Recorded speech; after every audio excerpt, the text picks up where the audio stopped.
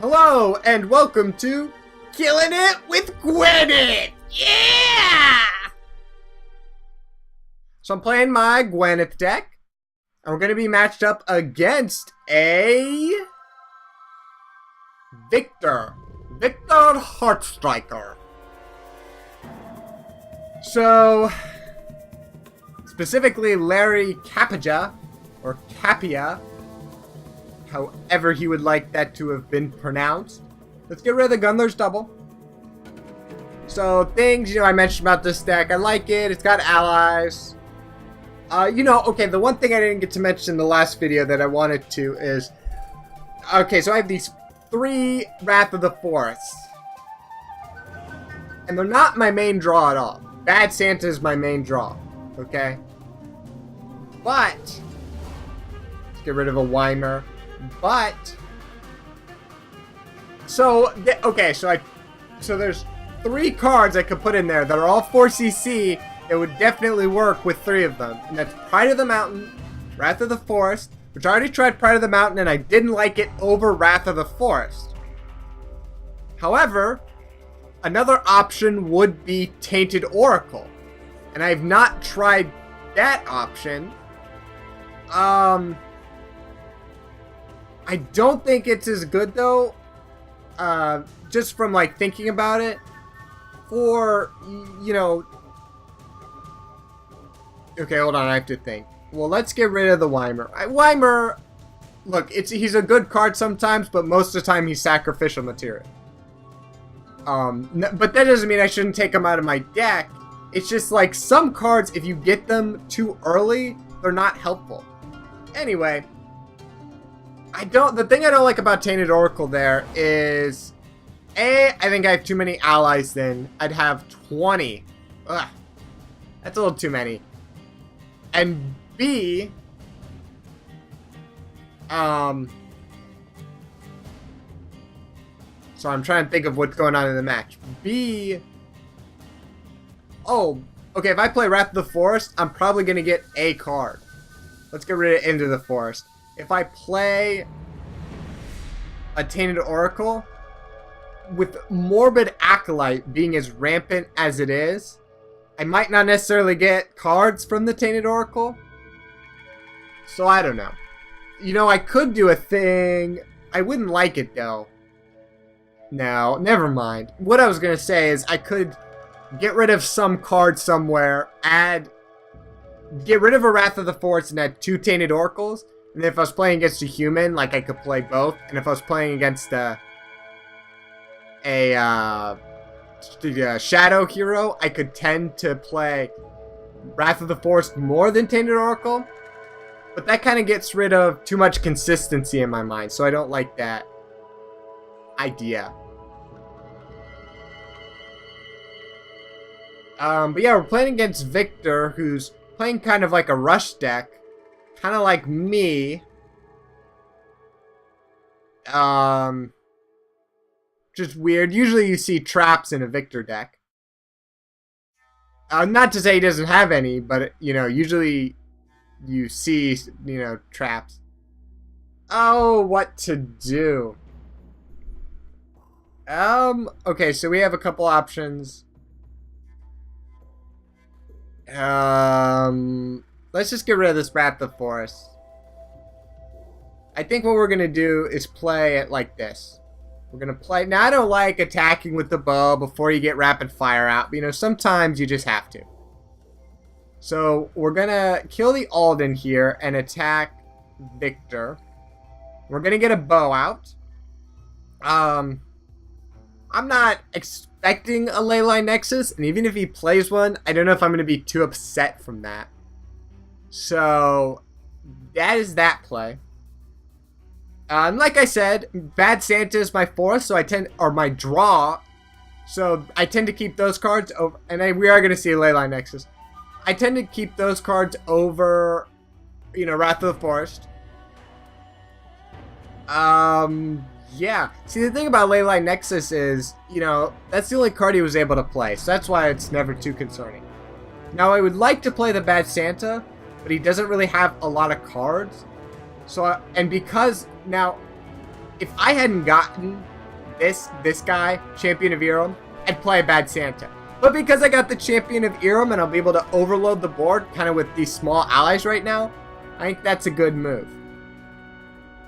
And plus, I'm going to be able to disable the Fleet-Footed Messenger for a turn, so that kind of gets rid of her or him. Is it a guy or a girl? I don't know. I always thought it was a girl, but I guess now that I think about it, it's probably a guy. Whatever. He does get an Aeon out. I get another Soul Seeker. Okay.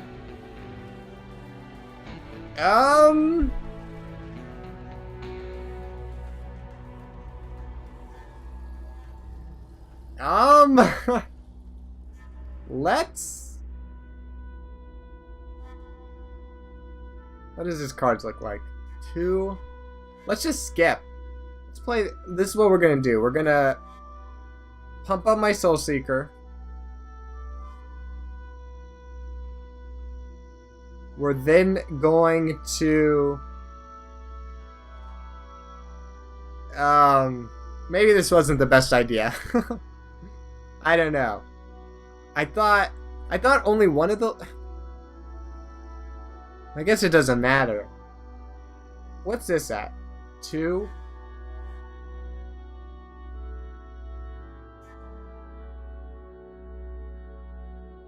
Let's just attack the hero. Let's just... I don't know if this is the best move, but this is what I'm gonna do. I'm just going straight for the hero. Yeah. I don't know. I don't know what to do there. Sometimes I feel bad. It's like I'm commentating and I get into a sticky situation. I'm like, ew, sticky. And then I'm all like, you know, what would you have done there? You know, that's kind of the fun thing. You'd be like, oh, leave a comment.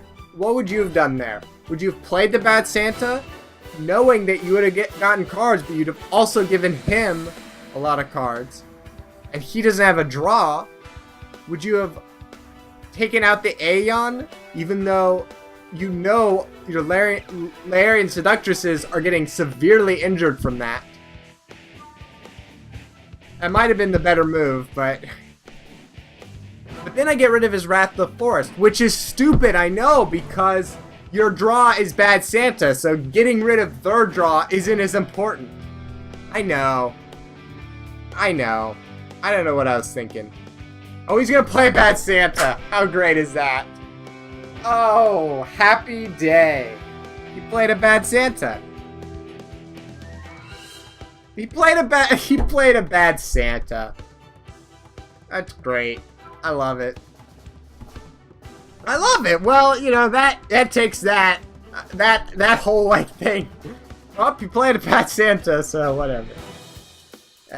Fleet-Footed Messenger is gonna do that. Okay.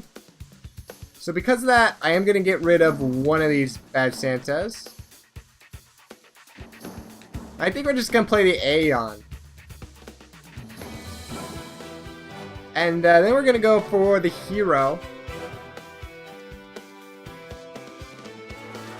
I'm not too concerned. Actually, you know what? DeathRace. We're gonna DeathRace. That's what we're gonna do. 5, we're DeathRacing. That's what we're gonna do. I've got Rapid Fire in my hand. I'll be able to use my ability next turn. If he does not kill all of my allies this turn, I win. Or get out armor. I mean, there's a lot of things he can do, but I'm DeathRacing. That's what I've decided to do. It's like I already kind of chose that path when I went for the hero, so now we gotta do it, man. Go full throttle, DeathRace. Okay. Woo! You know, that's kind of the fun thing about this Gwen deck. I mentioned it in the last video, but you really have a lot of options. So you're not at the beginning. At the beginning, you really have to play like just one way. You have to put out allies. Like, it's really obvious the decisions. Like, oh, I'm gonna play play an ally turn 2, play an ally turn 3. If you went first, play a Jasmine or an Aldon. If you went second, play a Layarian Seductress. You know, if they played an ally, like, all decisions are really easy. But then the game opens up, and all of a sudden you have all these options. Like, you can either DeathRace, which is viable a lot of the time. You can, like, oh, there's so much you can do. It's It's so much fun. Now, I don't really like death racing, but it's what I'm attempting to do, so, you know, we'll find out. Now, I will bet he's not going to attack the Champion of Irum. He's going to attack my hero, which is okay. So let's get rid of, well, you know what? I don't want to get rid of that Gundler's double if I'm death racing. Let's get rid of this Wrath of the Forest. Let's play that. Let's play that on the Aeon, and then let's go for the hero. Let's see, how much damage are we going to do? So we'll do 6. Yeah, look at that. Okay, so he's going to be down to 2 health. And I have 18 health, and he can only do, what is this? 2, 5, 8. I'm death racing. Woo! The adrenaline's pumping. Man, in death racing... Okay, so I don't like death racing, but when you do it, it's like, if you're gonna death race, you gotta do it. You can't, like, back out and change your mind at that point. That's what you have to do, death race. Like, so I kind of get like, oh my gosh, like, I hope he doesn't have a Ley Line Nexus, which is why I kept the Gundler's double, by the way. Like, there's stuff he could do that would ruin my pan.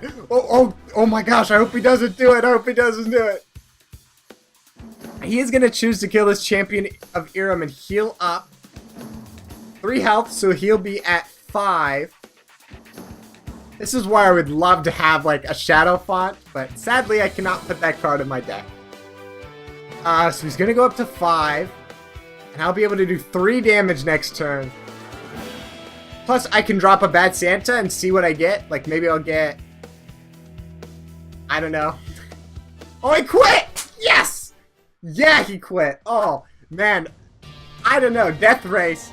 My heart starts pumping because I'm like, you don't know what he has, you know? And, like, there's a lot of things that can foil a Death Race, but there's a lot of situations where they kind of get screwed over by it. Like, they're like, oh my gosh, I don't have this card. Where's my perfect shot? Oh my gosh, I need a poison arrow or something. It's like, they don't have one. Or even if they do, it's not helpful anymore. And oh my gosh, what a great victory. So my last comments I want to make about the Gwenneth deck is it plays like a rush deck at the beginning with your small allies. Which you could arguably then, due to that logic, take the 2 Wymers I have out of my deck and put in, I don't know, maybe like 2 more 3cc allies, and maybe like put in another Layarian Seductress and another Puwen, maybe you could do something like that. But I like having the Wymers. So you rush at the beginning. You want to get out a lot of allies. So, you know, by turn 4, turn 5, like, you're still putting out allies. But then by either turn 5 or turn 6, you have to start making decisions about whether you want to continue to put allies in, which is why I like the Aeon. Because if your opponent doesn't have a board clear and he hasn't focused on the allies as much as he should have, and let's say you still have like a Jasmine and a Layarian Seductress left by turn 6. You know, you've played other stuff, an Aldon, a Puwen, maybe a Champion of Irum. Like, you've played other stuff, but he's gotten rid of it. You have like a Jasmine and a Layarian Seductress. Oh my gosh, playing the Aeon is such a great move. In most cases, that is going to, like, it locks in your Jasmine, so you're going to be able to keep one of their allies at bay with her ability, and you're going to be able to start pumping up your allies. You can't do this against a priest, obviously, because of Tidal Wave, but against most of the other heroes, that works really well. Or you have the other option of playing Rapid Fire. See, sometimes you get to turn 6 and the board is like clear. Like, none of you have any cards on the board. I've played a lot of matches where that's happened. Like, they've just equaled out. So at that point, usually I like to throw out a Rapid Fire, because I know it's not putting me ahead this turn, but whatever he does next turn, unless he plays a Sever Ties or something, or Morphic Armor. I got a Morphic Armor one time, and that sucked. But whatever he does, whether he plays allies or doesn't matter what he does, as long as you have a Soul Seeker in your hand, you're set. Because then you just play, you throw out your Soul Seeker, you kill his allies, you heal up from any damage you took, turns 1 through 5. It works so well. Then you have this Soul Seeker out with Rapid Fire, which is going to be a problem. And then you can start working on putting out other cards like your allies and other such things. So that's that. Or you can DeathRace and you can do other things. And you can do stuff like I did in this match. You know what I mean? Like, it was a really quick match. Okay, so the point I want to make is, with this deck, I think the cool part about it is you can have really short matches like this one, where you almost rushed them, and then you went to a real quick DeathRace, and they lost that way. Or I've had really long matches where me and my opponent are down to, or my opponent and I guess, are down to like 5 cards left in our decks and stuff, like a super long match. You know, and a lot of times you're sitting there, and because of the Soul Seeker and your ability to easily heal up due to Gwyneth's ability and Rapid Fire, you can last really long. And all of a sudden, I've played in a couple of matches where the opponent then ran out of cards. So like, and it wasn't even, I mean, running out of cards, it's not that you're taking 1 health, it's that you don't have any more cards. You have no more counters. If your opponent has some card and he plays it and you don't have any cards in your hand, you can't do anything about it. You just have to hope to God, you know, his internet just shuts down, you win the game. So that's the deck. Deck list is in the description if you didn't know. I think that's all I want to mention about the deck. Okay, last thing I'll mention is it does have Rapid Fire in it. And I tried to not put Rapid Fire. I don't know, I didn't want to put it in. So I like making, you know, different kind of types of decks. Like, I don't like... Now, obviously, there's some cards that are automatic includes in decks. Like, Dark Claw is gonna... All Dark Claws are gonna have Speed Strike. And if you don't put a Speed Strike in a Dark Claw deck, that's probably a mistake. All Warriors are gonna have Blood Frenzy.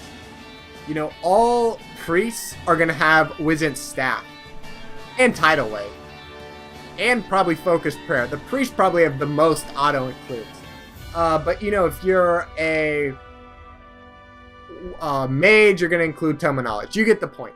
So, there are some cards that are auto-includes. And so sometimes I like to build a deck around an idea that, like, it doesn't include that card. And it's harder, and it's not usually as good of a deck, you know, because that card is a good card. That's why everyone's putting it in the deck for a reason. You know, blah, blah, blah. It makes sense.